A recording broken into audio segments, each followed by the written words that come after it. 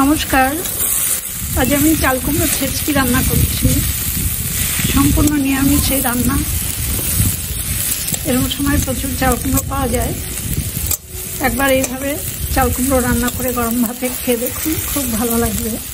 রান্নাটা করবার জন্য দেখুন, একটা মাঝারি সাইজের চাল কুমড়োর আমি অর্ধেকটা কেটে ভালো করে ছাড়িয়ে নিয়েছি। সেই অর্ধেক চাল কুমড়োকে আবার আমি মাঝখান দিয়ে ছিঁড়ে দিয়েছি। এবার চাল কুমড়োর পিস দুটো আমি একটা গ্রেটার দিয়ে ভালো করে গ্রেট করে নেব।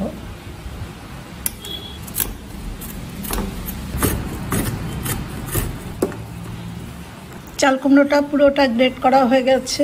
চাল কুমড়োটা বেশ কচি ছিল, সেই জন্য এর আর বীজ ফেলার দরকার হলো না। এবার রান্নাটা শুরু করব।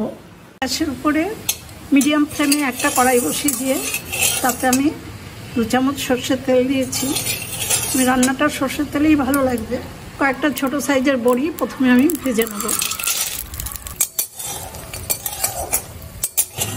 বড়িগুলো গোল্ডেন ব্রাউন করে ভাজা হয়ে গেছে। এবার আমি বড়িগুলো তুলে নেব।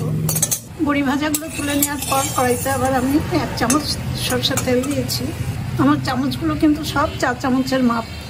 তেলটা গরম হয়ে গেছে। এবার ফোড়নে একটা শুকনো লঙ্কা মাঝখান দিয়ে ভেঙে দিয়ে দিলাম। শুকনো লঙ্কাটাও ভাজা হয়ে গেছে। এবার 1/4 চামচ কালো জিরে দিলাম। খুব সহজেই কালো জিরে ভাজা হয়ে যায়।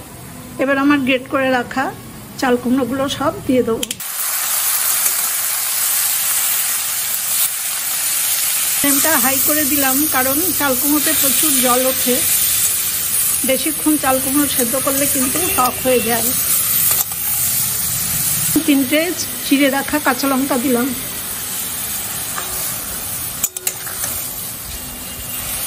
আমি একটু পরে লবণ দেবো, কারণ লবণ দিলে এখন আরও জল উঠে যাবে।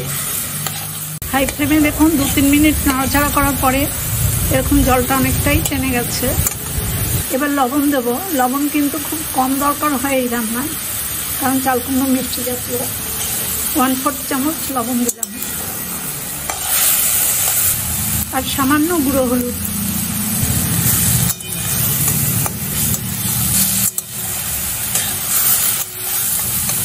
এই রান্নাটাতে কিন্তু কোনো মশলাই দরকার হয় না।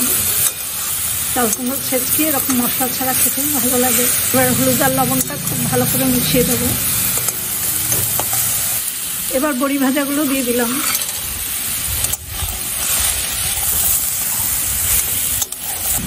হাফ চামচেরও কম একটু চিনি দিলাম।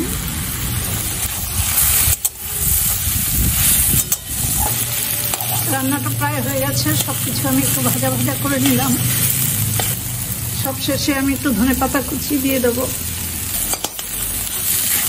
ধনেপাতা খুব ভালো করে মিশিয়ে দিয়েছি। আমার রান্না পুরো হয়ে গেছে। আমার রান্নাটা আমি একটা প্লেটে নামিয়ে নিয়েছি। চাল কুমড়ো ছেচকি রান্নার রেসিপিটা দেখে আপনাদের যদি ভালো লাগে তাহলে একটা ছোট্ট লাইক আর শেয়ার করে দেবেন।